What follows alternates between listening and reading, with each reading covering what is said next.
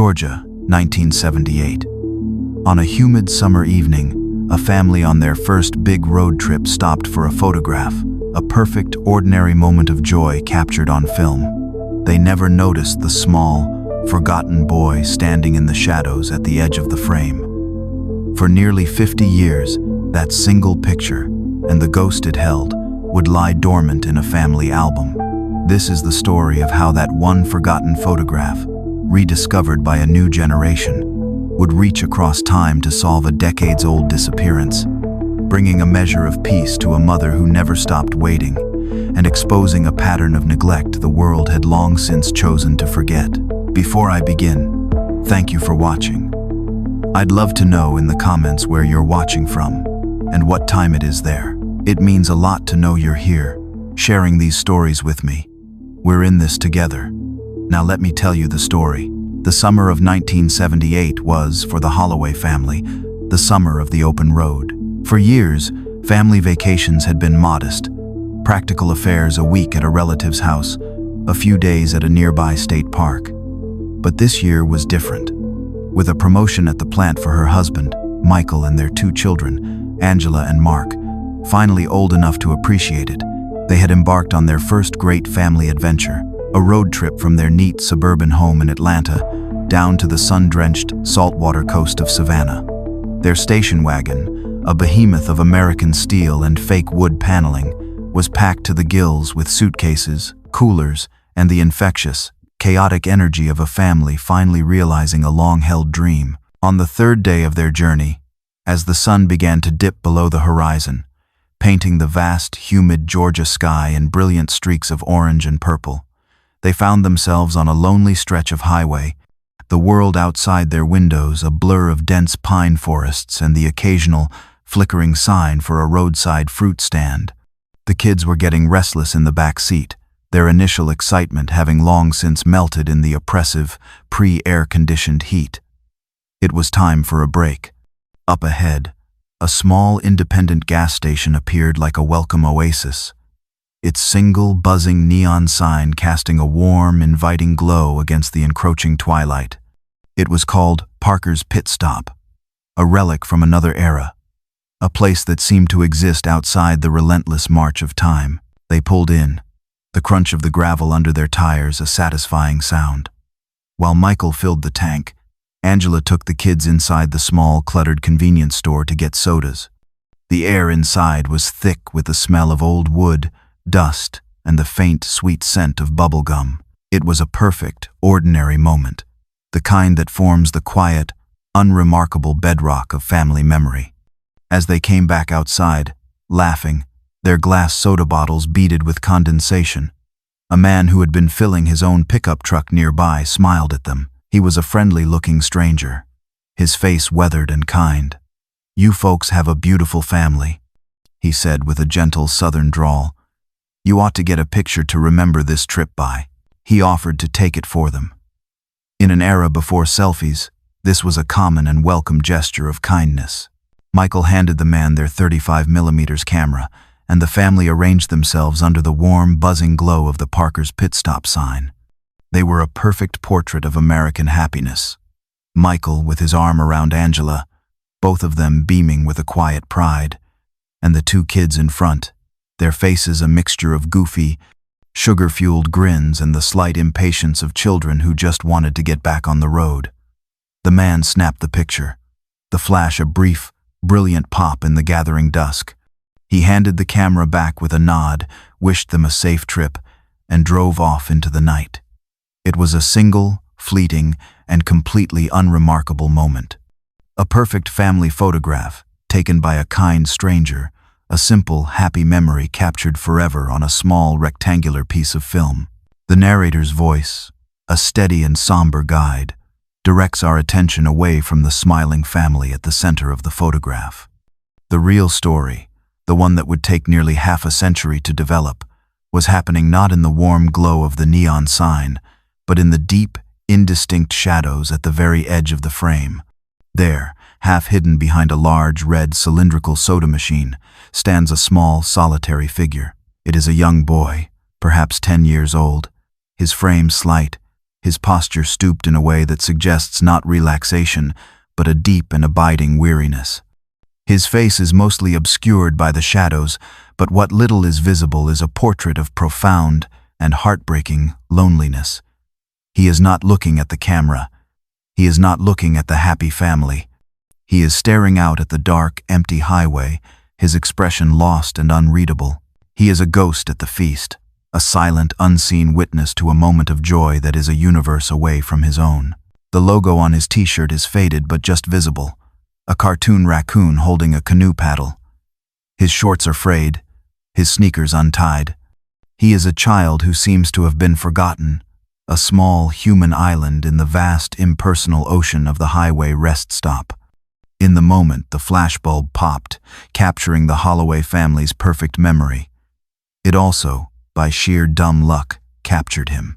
A single, accidental frame of film, a 1 in a billion chance, had preserved the image of a boy no one saw, a boy no one was looking for. The roll of film from the Holloway's vacation was, upon their return to Atlanta, dutifully taken to the local photomat, a small drive-through kiosk in a shopping center parking lot. A week later, the developed prints, with their glossy finish and their slightly oversaturated colors, were picked up and brought home. That evening, Angela Holloway, the keeper of the family's memories, carefully arranged the photographs in a large leather-bound album. She placed the picture from the gas station on a page dedicated to the third day of their trip. Her neat, looping cursive captioning it simply, "Parker's Pit Stop, somewhere in South Georgia." She did not notice the small, shadowy figure by the soda machine. Why would she? The photo was a memory of her family, of their joy, and the human mind has a powerful, and often merciful, ability to edit out the details that do not belong to the story it wants to tell. The photo album, with its precious cargo of captured moments, was placed on a bookshelf in the living room, and there it sat, its pages slowly yellowing, the ghost in the photograph waiting patiently, silently, in the dark, for nearly half a century, just 20 miles away from the bright, buzzing oasis of Parker's Pit Stop, in the deep and far more menacing darkness of a rural wooded campground. A different kind of story was unfolding. The Pine Ridge Campground was not a tourist destination. It was a rustic, no-frills expanse of dirt roads and primitive campsites, a place for serious fishermen and hunters, a place that was surrounded on all sides by the dense, impenetrable, and deeply silent Georgia wilderness. It was here that 10-year-old Deshaun Carter and his mother, Loretta, were spending the summer. Loretta worked in the campground's small, greasy spoon diner, and Deshaun, a quiet, shy boy with a gentle spirit, would spend his days reading under the shade of a large oak tree or drawing in his sketchbook. Deshaun was not a typical, boisterous 10-year-old. He was a homebody, a boy who was deeply and profoundly attached to his mother, his world a small, safe orbit around her warm, steady presence. He was known for his quiet, thoughtful nature and for his one deep and abiding fear. He was terrified of the dark. It was not a simple, childish fear of monsters under the bed. It was a profound, almost phobic, aversion to the enveloping, disorienting blackness of the rural night. He would not go outside after sunset, not even to the nearby bathhouse, without his mother by his side, her hand holding his, a small, brave flashlight cutting a path through the darkness. This fact, this simple and well-known detail of his personality, was what would make the official narrative that was about to be written not just a failure of investigation, but an act of profound and almost unimaginable cruelty. That week, Deshaun vanished. The disappearance was as quiet and as sudden as a whisper in the pines. One moment, he was sitting at his usual spot under the oak tree, his sketchbook open in his lap. The next, he was gone.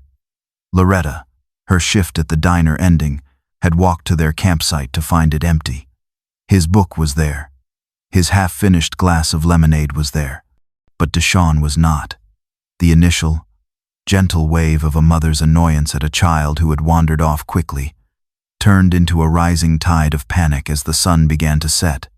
The long, menacing shadows of the pine trees stretching across the campground like dark, grasping fingers. She called his name, her voice growing more and more frantic, her cries swallowed by the vast, and now deeply terrifying silence of the woods.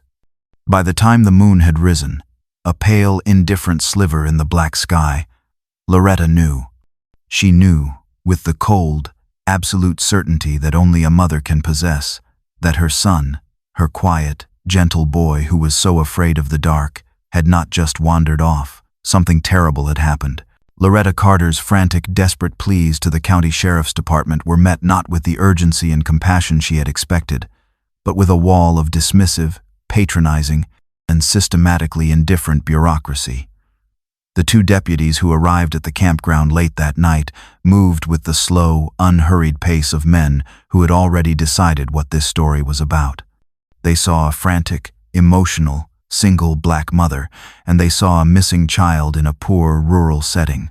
And their minds, steeped in the ingrained biases of their time and place, immediately defaulted to the easiest, most convenient, and least labor-intensive explanation. "Ma'am," the older deputy had said, his voice a folksy, calming drawl that was meant to be reassuring but was, in fact, deeply insulting.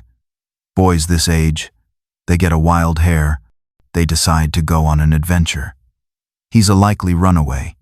He'll turn up in a day or two, when he gets hungry." "He is not a runaway," Loretta had insisted, her voice raw with a mixture of grief and a furious, dawning disbelief. "He is afraid of the dark. He would never, ever, go into these woods at night. Someone has taken him." Her certainty, her mother's intuitive knowledge of her own child, was treated not as a credible piece of testimony, but as a symptom of her hysteria. The deputies took a cursory report, their questions laced with a subtle and deeply offensive insinuation. "Is there a father in the picture, ma'am?" the younger deputy had asked, his pen poised over his notepad. "Any family disputes? A custody issue, perhaps?" They were not looking for a lost child. They were looking for a domestic drama. A simple, self-contained story that would allow them to close the file and move on. The official search, when it was finally launched the next day, was a pathetic, half-hearted affair. A handful of deputies spent a few hours walking the main paths of the campground, their movements lazy, their calls for Deshawn's name devoid of any real urgency. They did not bring in search dogs. They did not organize a volunteer search party. They went through the motions. A single, brief, and deeply insulting article appeared in the local paper a few days later, buried in the back pages. It was a short, 3-sentence blurb that misprinted Deshawn's name as Daron, a final, careless act of erasure that rendered him a ghost even in the official, public record. Within a week, the case file on the disappearance of Deshawn Carter was quietly and permanently closed. The official cause was listed as a likely runaway. Loretta Carter, her world shattered, was left to face a new and equally terrifying reality. A long, lonely, and completely unsupported wait for a son that the world had already decided was not worth looking for. The story jumps forward, across the vast, silent expanse of 46 years, to the bright, technologically saturated world of 2024. The 35mm film cameras and the photomat kiosks of 1978 are now ancient, forgotten artifacts. The world is one of digital images, of cloud storage, of memories that are not stored in heavy, leather-bound albums, but in the infinite, weightless ether of the internet. Angela Holloway, now a retired nurse in her late 60s, a grandmother with a warm, gentle face and eyes that hold the quiet wisdom of a life well lived, is at home, engaged in a project that is both nostalgic and deeply modern. She is digitizing her old family photos, a task she has undertaken for her 10-year-old granddaughter's school history project. The project is an oral history, a connection between the generations, and Angela is the designated keeper of the family's memories. She sits at her dining room table, a new, sleek, and slightly intimidating photo scanner beside her. One by one, she takes the old, glossy prints from their plastic-sleeved pages, their colors faded, their corners slightly curled with age. Each photograph is a portal to the past, a silent story that she narrates to her granddaughter, Maya, who sits beside her, her own face illuminated by the bright, vibrant screen of a tablet. She comes to the photo from the 1978 gas station. "Oh, I remember this night," she says, a soft, nostalgic smile on her face. "This was our first big family road trip. Your grandfather was so proud of that old station wagon. And look at you, Uncle Mark," she says, pointing to the small boy with the goofy grin in the photo. Maya giggles.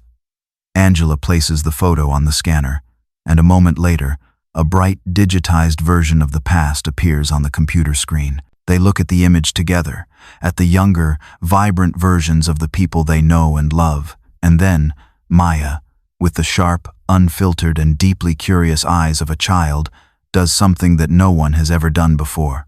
She reaches out and, with a simple, two-fingered gesture on the computer's trackpad, she zooms in. She zooms past the smiling faces of her family, past the bright, buzzing neon of the Parker's pit stop sign, and into the deep, pixelated shadows at the edge of the frame. "Grandma," she asks, her voice full of a simple, innocent curiosity, a question with no agenda, no history, no weight. "Who's that sad-looking boy in the corner?" Angela Holloway leaned closer to the screen, her eyes following the line of her granddaughter's small, pointing finger. At first, she dismissed it. The boy was just a part of the background, an accidental, out-of-focus detail, a stranger who had, for a split second, occupied the same small corner of the universe as her family. But Maya's question, her simple, childlike observation, had made her look, truly look, for the very first time. And the boy's lonely, isolated image was haunting. "I don't know, honey," Angela said, her voice a little distant. "He was just there, I guess." But she couldn't look away. The more she stared at the small, pixelated figure, the more a strange, unsettling feeling, a feeling that went beyond simple curiosity, began to take root. It was the instinct of a caregiver, the quiet, professional intuition she had honed over a 40-year career as a nurse, a feeling that she was looking at a symptom of something that was deeply, fundamentally wrong. The boy didn't just look lonely. He looked lost. "Can you make him bigger, Grandma?" Maya asked.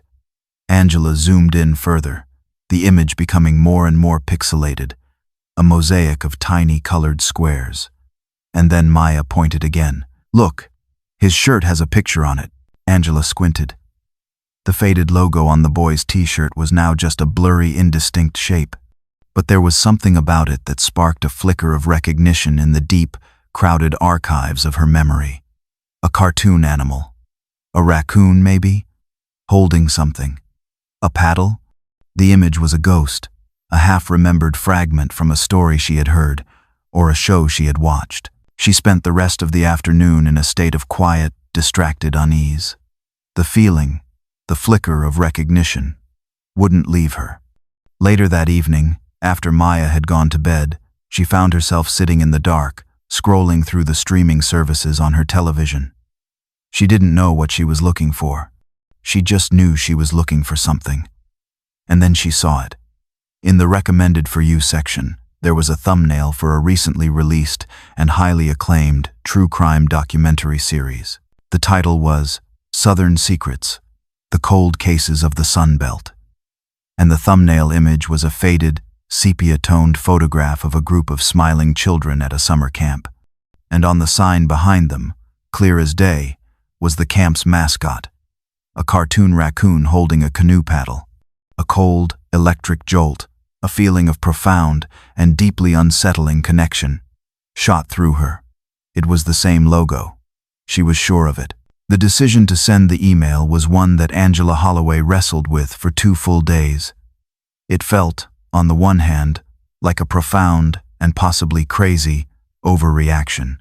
She was a retired nurse, a grandmother, not a detective. What was she going to say? That she had seen a ghost in a 46-year-old photograph? That a boy in the background of her family vacation picture might be connected to a cold case she had seen on a television show? It sounded like the plot of a movie, not something a rational, serious person did. She felt a deep and almost overwhelming sense of hesitation, a fear of being dismissed, of being seen as a senile old woman with an overactive imagination. But the image of the boy, his sad, lost, and now hauntingly familiar face, would not leave her. And the feeling, the deep, unshakable, and professionally honed caregiver's instinct that something was deeply, fundamentally wrong, was a feeling she had learned, over a lifetime of service, never to ignore. She had seen that look before, in the eyes of neglected children in the emergency room, in the faces of patients who were hiding a terrible, secret pain. It was the look of someone who was in a world of trouble, and who had no one to turn to. On the third day, she made her choice. She sat down at her computer, her hands trembling slightly, and composed a short, simple, and deeply apologetic email. She found the email address for the county sheriff's cold case tip line, a modern, digital portal to a past that had, for so long, been analog and inaccessible. "To whom it may concern," she wrote, her words careful, cautious, and full of a deep, and very real, sense of her own potential foolishness. "My name is Angela Holloway. I am a retired nurse from Atlanta. I am writing to you today about something I found while digitizing some old family photographs. I know this is a long shot, and I am so sorry to bother you if this is nothing, but I have a photograph, taken in the summer of 1978, at a gas station in your county. In the background of this photo is a young boy I do not know. I recently saw a documentary that mentioned an unsolved disappearance from that same year, of a boy named Deshaun Carter. The logo on the boy's shirt in my photograph seems to match the logo of the summer camp mentioned in the documentary." She paused, rereading her words. They sounded so thin, so speculative, but she had to try. She attached the high-resolution, scanned image of the photograph. "I don't know if this means anything," she concluded, her final words a plea to be taken seriously. "But the boy in the background of my family photo looks so lost. I just felt I had to send it, just in case." With a deep breath and a silent prayer that she was not just a crazy old woman, she hit send. The email, a small, hopeful, and deeply uncertain message in a bottle, cast into the vast, digital ocean of the past. The email, a small, digital whisper from a past that was almost half a century old, could have easily been lost, deleted, or dismissed as just another in a long line of crackpot theories that land in the inboxes of cold case units every single day. But by a stroke of fate, of luck, or perhaps of a justice that was simply, finally, due, it landed on the right desk. It landed in the inbox of Detective Malik Rivers. Detective Rivers was a man on a quiet, personal, and deeply professional mission. In his late 30s, he was one of the first black lead investigators in the county's cold case unit, a position he had fought for, a position he took with a profound and almost crushing sense of historical responsibility. He was a bridge, a man who stood with one foot in the department's neglected and often deeply biased past, and one foot in a more just and more technologically advanced future. He was deeply and painfully aware of the countless files that sat in the department's archives, the cases, particularly those involving missing children from his own community, that had been so easily, so quickly, and so callously dismissed and buried for decades. He had made it his personal crusade to re-examine these cases, to look at them with a fresh and unbiased set of eyes, to apply the new, powerful tools of modern forensics to the cold, dead ends of the past. When Angela Holloway's email arrived, with its hesitant, apologetic tone and its low-resolution, scanned image of a 46-year-old photograph, he did not see a long shot. He saw a sacred duty. He saw a potential key, a digital ghost from a past his own department had so actively and so shamefully tried to bury. He pulled the old physical case file on the disappearance of Deshaun Carter. It was a pathetic, slender thing, containing little more than the initial, dismissive report. A single, grainy, and poorly reproduced photograph of Deshaun, and the final, damning notation: "Case closed. Likely runaway." He saw the lazy assumptions, the ingrained biases, the utter lack of any real investigation, and he felt a cold, professional anger burn in his chest. He looked at the smiling, hopeful face of the 10-year-old boy in the official photo, and then he looked at the grainy, indistinct, and deeply sad face of the boy in Angela's email. And he knew, with the kind of intuitive certainty that makes a good detective, that they were the same. Angela's email was not a long shot. It was a gift. It was a second chance, and he was not going to let it be squandered. The investigation, which had been cold for 46 years, was now, suddenly, blazing hot. Detective Rivers's first, and most crucial, act was to send the high-resolution, 35mm scan from Angela's email to the department's new state-of-the-art forensic imaging unit. The unit was a recent acquisition, a source of pride for the department, a place where the almost magical power of modern, artificial intelligence-driven technology could be brought to bear on the grainy, faded, and often ambiguous evidence of the past. The narrator describes the process as a kind of digital resurrection, a high-tech seance. A young, brilliant forensic imaging specialist loaded the scanned image into the system, and the AI went to work. The process was both beautiful and deeply haunting. The algorithm began to sharpen the pixels, to correct the faded, yellowed colors of the 1978 film, to bring the ghost in the photograph back into a semblance of life. The blurry, indistinct face of the boy in the shadows slowly, miraculously, came into focus. The lines of his face, the shape of his eyes, the small, sad set of his mouth, it was him.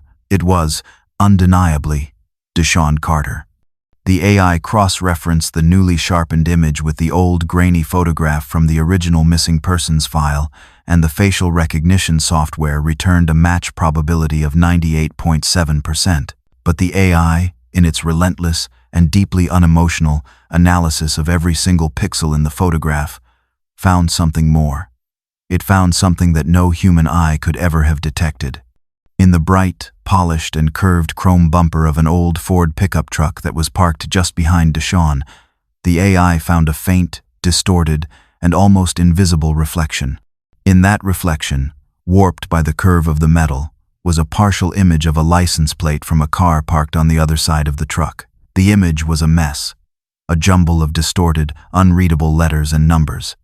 But the AI, with its ability to correct for distortion, to analyze reflections, to reconstruct a readable image from a few stray pixels of data, began its work. And a few, agonizingly long minutes later, it produced a partial, but legally viable, license plate number. A single, ghostly thread from the past had just been pulled into the bright, hard light of the present. The partial license plate number was a long shot, a needle in a haystack of 46 years of lost and forgotten records. But for Detective Malik Rivers, it was the first and only real lead in a case that had never had one. The search for the owner of that plate was a journey back in time, a deep and often frustrating dive into the analog world of old, pre-digital archives. The process was painstaking. It involved sifting through dusty, forgotten DMV archives, through boxes of old paper registration forms, through rolls of blurry, hard-to-read microfilm. For days, the search yielded nothing. And then, a young, tenacious clerk, a woman who had become as invested in the case as Rivers himself, found it. A registration form from 1978 for a beat-up, old sedan, with a license plate number that matched the partial sequence from the photograph. The name on the registration form was not a known criminal. It was not a name that appeared on any suspect list. It was a name that was, in the official records, almost as much of a ghost as Deshaun himself. Raymond Red Doss. The address listed was a long-since defunct P.O. box, but the form also listed his employer at the time, a detail that made the hair on Detective Rivers's arms stand up. His employer, in the summer of 1978, was listed as Pine Ridge Campground. For the first time in 46 long and silent years, Deshaun Carter was connected not just to a place, but to a person who had been there, at the campground, at the very time he had vanished. Red Doss was no longer just a name on a piece of paper. He was the first and only real suspect in a case that the world had long since dismissed as a sad but unsolvable tragedy. The ghost in the photograph had just given them a name. The name of Raymond "Red" Doss was a key, and it unlocked a door to a darkness that was far deeper and more extensive than Detective Rivers had ever imagined.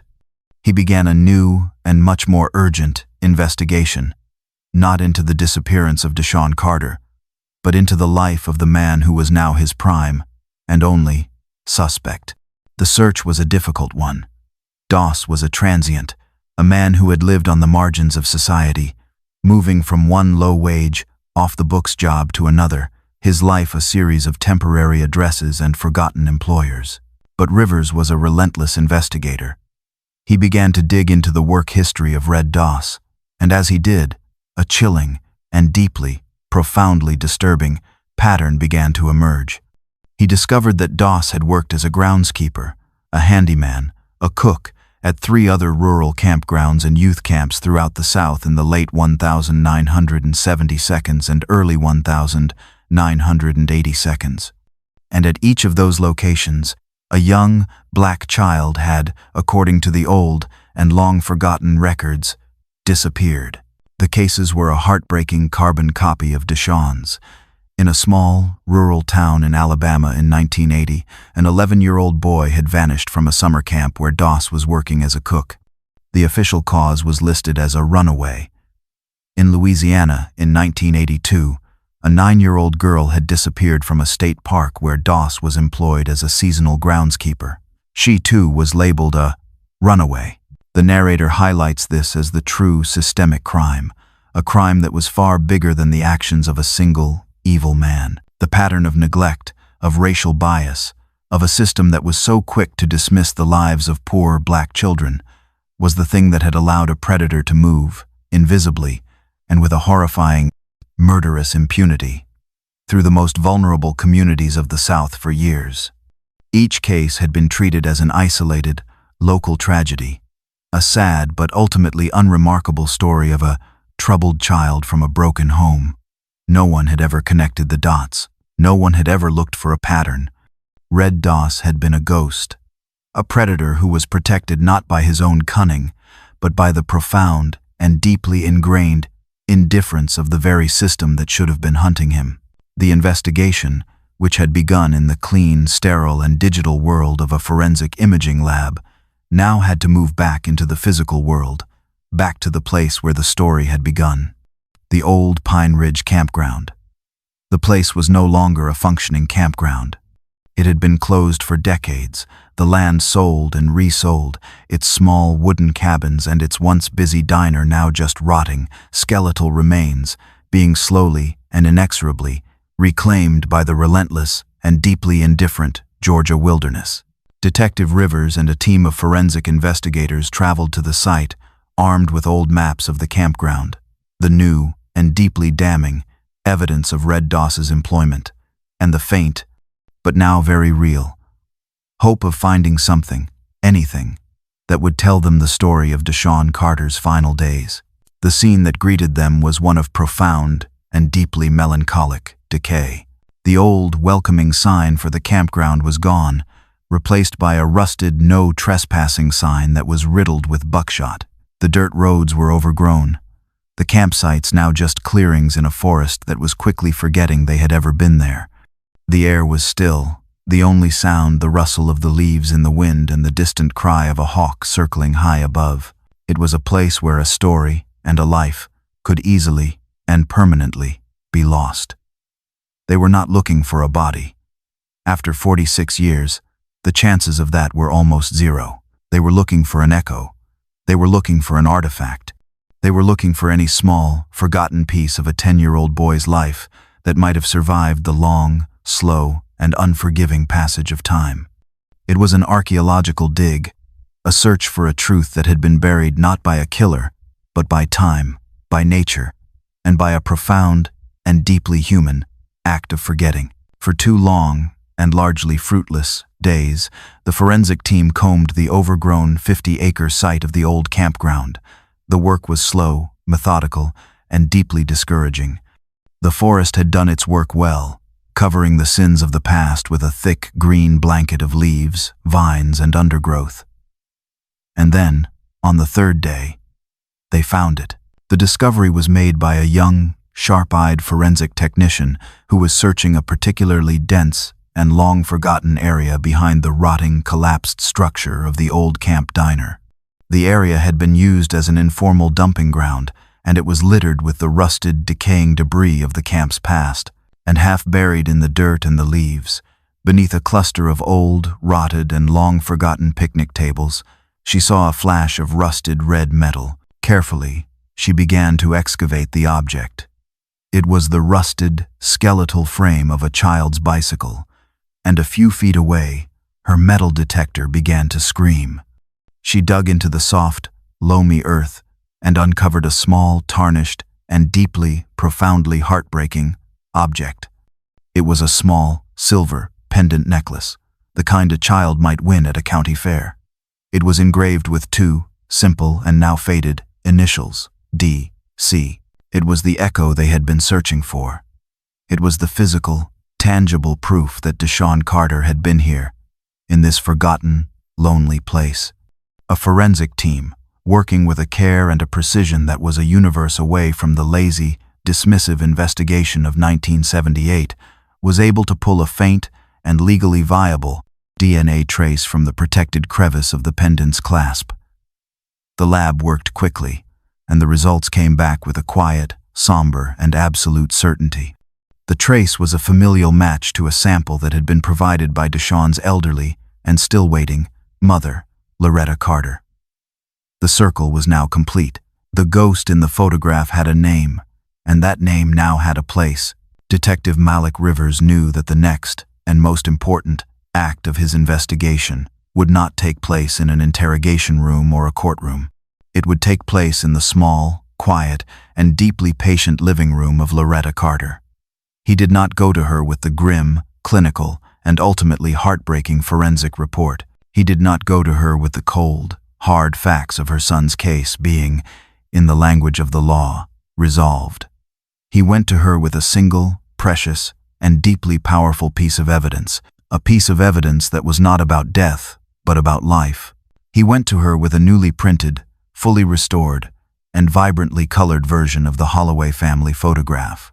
The forensic imaging unit had, at his request, not only enhanced the image of her son, but they had cropped and centered the photograph, making the small, sad, and forgotten boy in the background the clear, undeniable, and deeply human focus of the image. The narrator describes the powerful, emotional, and deeply cathartic moment as Loretta, now an elderly woman in her 80s, her face a beautiful and heartbreaking the roadmap of a lifetime of grief and unwavering hope, looks at the photograph.